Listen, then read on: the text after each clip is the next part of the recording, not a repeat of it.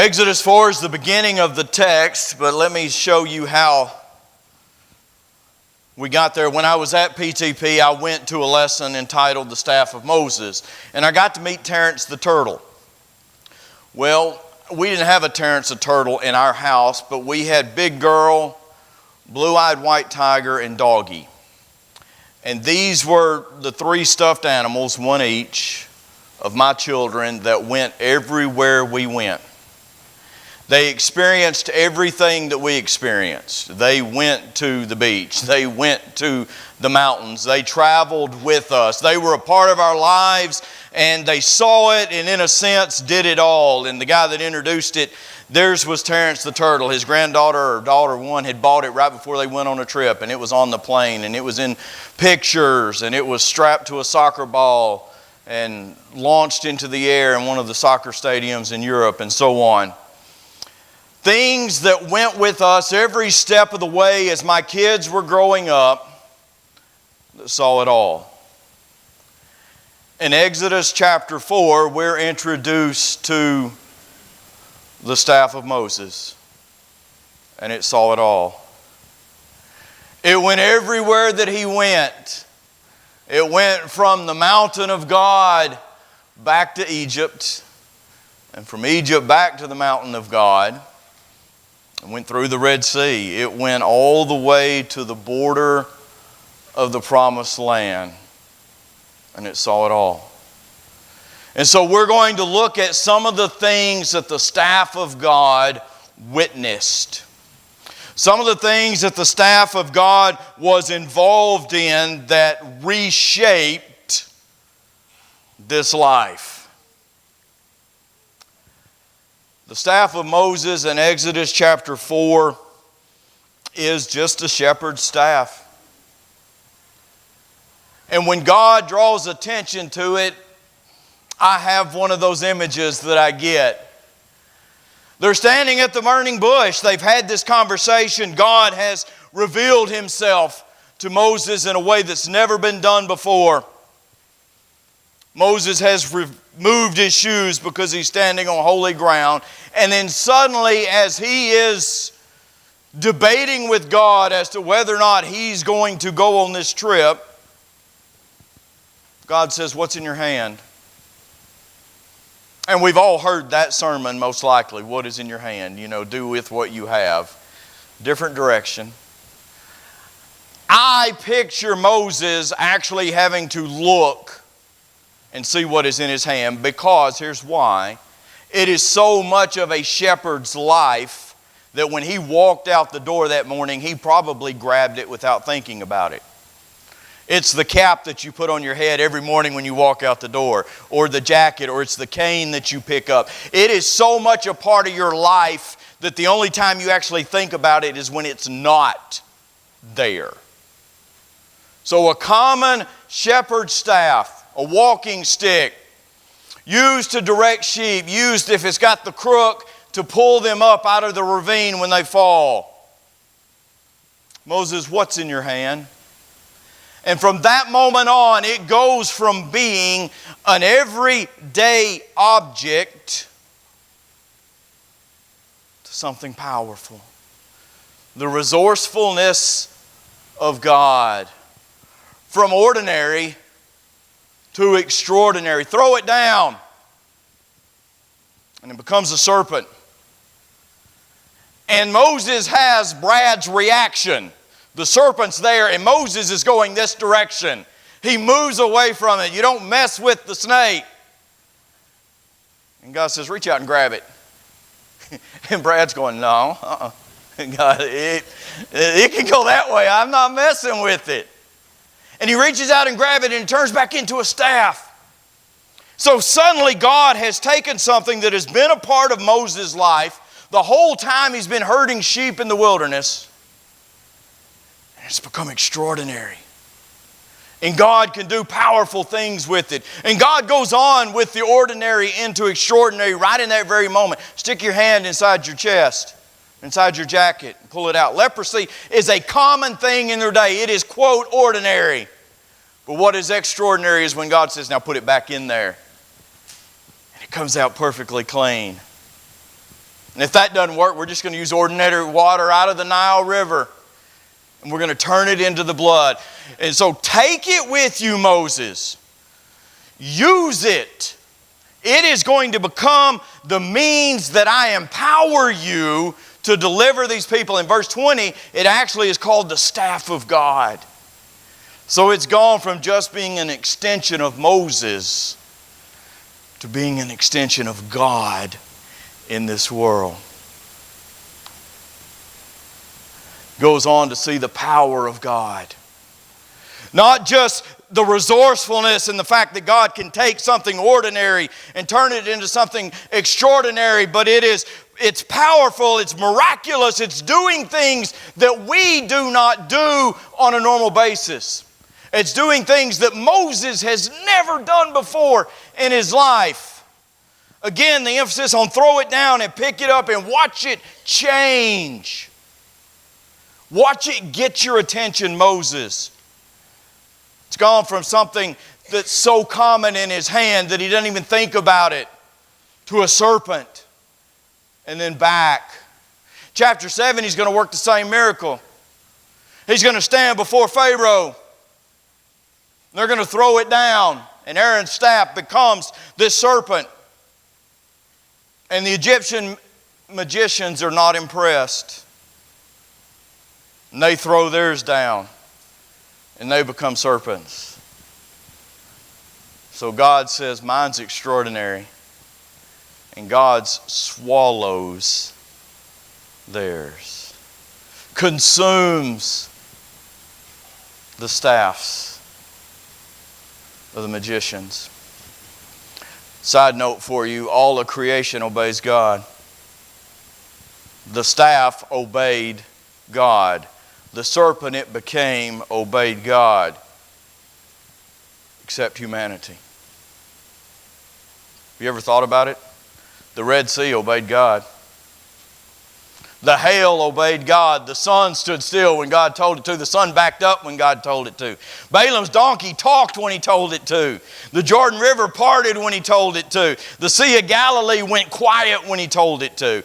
All of creation obeys God except humanity. We're the one part of creation that's hard-hearted, stiff-necked. It's the one part of creation in this conversation with Moses that it's hard-headed. Staff's doing exactly what he's told to. Moses is balking. The staff's doing exactly what it's told to do, and Pharaoh is hardening his heart. Maybe we should take lessons from the rest of creation. It's listed in 5 out of the 10 plagues because it's part of his hand. It's there the rest of the time as well. But it's there doing things. It is there when the water turns to blood. It's there when the dust is turned to insects. It's there when the Red Sea is going to part. The power of God contained in the ordinary to do extraordinary things in our world. Number 3, go over to chapter 14. It gets to see the salvation of the Lord. And we touched on this story in a different way last week. And the fact that it's not a kid's story. It's a dark and stormy night, and there's dead bodies, and there's armies, and all of this. But watch this. Moses said to the people, "Do not fear. Stand by to see the salvation of the Lord." God is going to rescue you. He's going to accomplish something powerful for you today. The Egyptians whom you have seen today, you will never see them again forever. So we talked about that. Just hush. Stand still for a minute. Quit complaining. And then we pointed out that God said, sometimes I tell you to stand still and sometimes I tell you to go. And he asked Moses, why aren't you going? But notice this in verse 16 now. As for you, lift up your staff, stretch out your hand over the sea and divide it. And the sons of Israel shall go through the midst of the sea on dry land. And so we watch as the staff of God parts the Red Sea through the power of God. And dry land develops, and we talked about the multiplicity of miracles that are going on. But the point being that the staff of God is there to save Israel time and time and time again. Now you think about that. You're Israel and you have watched the staff of God part the Red Sea. To me, every morning when Moses walks out of his tent, I have a feeling that my eyes are drawn to that staff, to the ordinary that's become extraordinary, to the thing in their presence that has the power of God in it. And to me, with us, the way we think and looking back, we think there's no possible way that they could ever complain, they could ever question, that they could ever doubt. Because they can see it there. But they do. And so do we. So a visible reminder of the power of God and the salvation that God provides. It's all the grace of God. Flip over to chapter 17.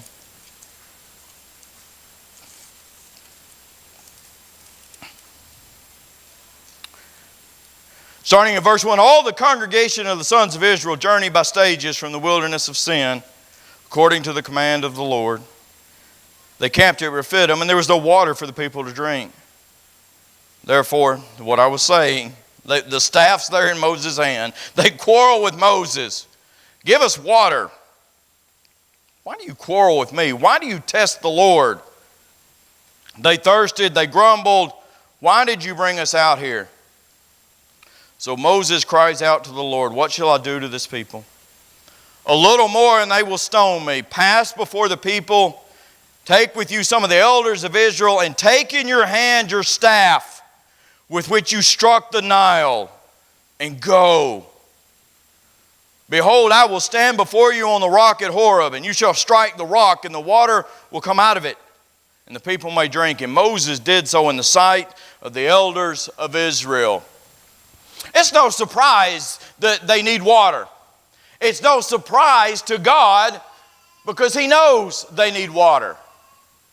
And He could have led them in ways that did not require Him to bring water out of a rock.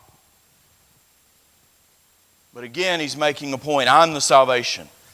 I'm the power source. I'm the resourceful one. And Moses, I want you to take the same staff that struck the Nile and turned it foul, and I want you to strike a rock and bring forth clean. What a beautiful image. The power of God for His moment and His time and His need. The same staff can do foul things when it needs to and clean things when it needs to. And the salvation and the grace of God. God, they're about to stone me. And if, we've talked about this so many times, if you're God, at what point do you finally throw up your hands with them in the wilderness? Say, look, I'm exhausted by you people. You're constantly whining. You're constantly complaining. You cannot remember a single thing I did for you. And the grace of God, here's fresh water. I'm going to win you over one way or the other. Why would they not just ask? After all they've seen, why do they have to complain? Because they're human, because they're us. But again, the question, why? Why not simply say, God, we need water? Moses as the representative of God, Aaron as the spokesman for Moses, we need water. Let God know. Matthew 6 and chapter 31. I want you to flip over there. And instead of projecting the Israelites, we're projecting ourselves into the text. Verse 31, do not be anxious, saying, what shall we eat? What shall we drink? With what shall we clothe ourselves? Now then, verse 32, to people of faith, should sting. It should hurt. It should challenge us. All these things the Gentiles eagerly, regularly chase after, seek, dig for, chase, try to find. Your Heavenly Father knows what you need. We're not supposed to be people who have to complain, have to question when it comes to our basic daily needs. Because God knows. That should sting. And it should have stung Israel when water came leaping out of the rock. Because God knew. And they should have known that He knew. Exodus chapter 17, it gets to see the victory of God. That beautiful, beautiful story. And I've got one that I prepared myself for PTP that's coming up that relates to Moses passing on leadership to Joshua, and this being one of those moments. Amalek is poised for war. And Moses looks around the camp, and the one young man that has caught his attention prior to this point is Joshua. All right, Joshua, you're the leader. Go. And I'm going to sit on this mountain and I'm going to watch. Or I'm going to stand on this mountain and I'm going to watch. And as Moses holds up the staff of God, Israel is victorious.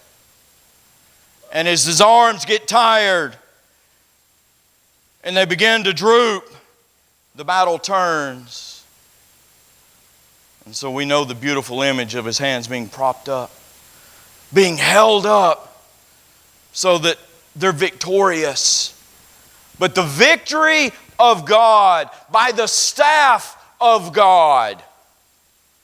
And it's a witness to the fact no one can stand before God.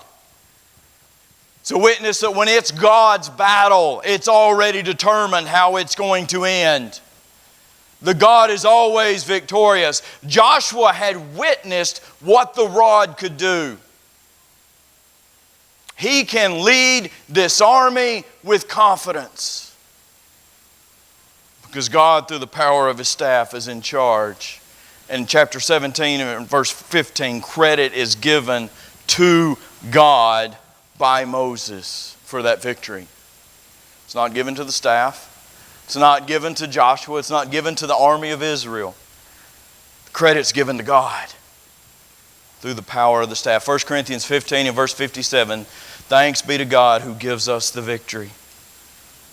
Romans chapter 8, we're overwhelmingly conquerors. Nothing can defeat us. Nothing can separate us. Number 6, the staff sees the election of God. Numbers chapter 17. Numbers chapter 17, Moses' staff is present when Aaron's staff buds. And I want to show you something super cool about this text. Moses' staff witnesses not a little twig that's been cut off from a plant and stuck in the ground where it roots and it starts to show a little green shoot here and there.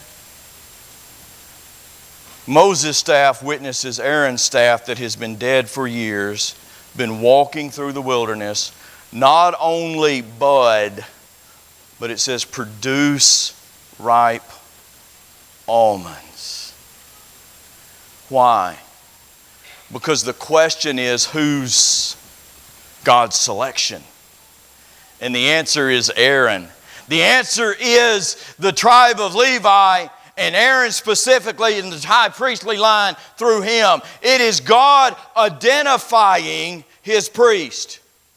It is God setting apart Aaron from the rest of Israel so that his family line becomes the go-between between Israel and God.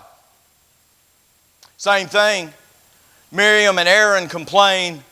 The staff of Moses witnesses God choosing Moses as the leader of Israel. Korah rebels in Numbers 16, and the staff of Moses witnesses the ground opening up. Witnesses God pointing again at Moses and saying, "That's my man." Man, this staff saw it all. This staff hears God in a thundering voice, "Do not mess with my plan. The man I put in charge is the man I put in charge." And then in Numbers 20, it witnesses the wrath of God. All right, Moses, they're complaining again. You need water. Go speak to the rock. We know the story. Moses strikes the rock in verse 11. Now, a couple of things I want you to notice. Number one, God's rod produces water. It's got nothing to do with Moses. God's rod produces water because Israel needs water. But then God turns to Moses in verse 12 and he says, "Because you did not treat me as holy, because you stepped over the line and made this about you and not about me, because you took my credit, you're not entering the promised land." The staff of Moses has seen it all, from the burning bush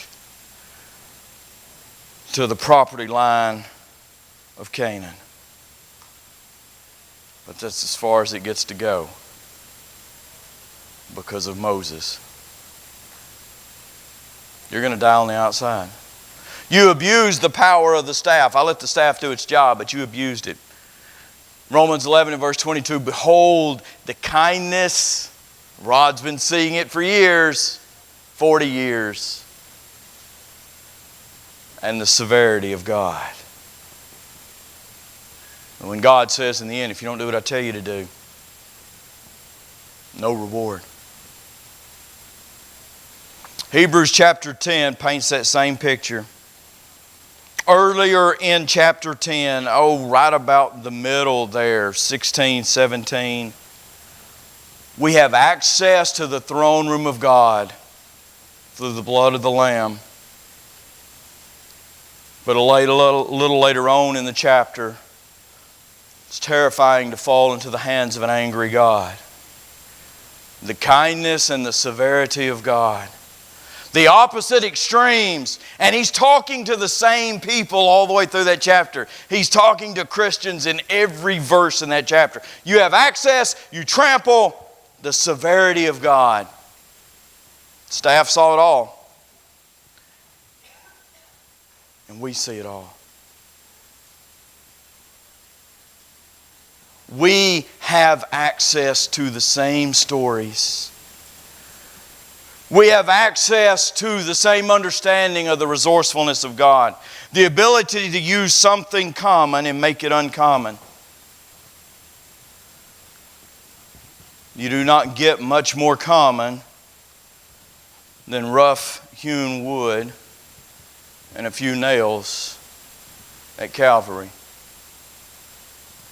But the result's totally uncommon. Salvation. You do not get any more common than blood. We all have it. And yet God made the blood of the Lamb uncommon, that it washes away our sin. So the question becomes, which do we choose? The kindness or the severity of God?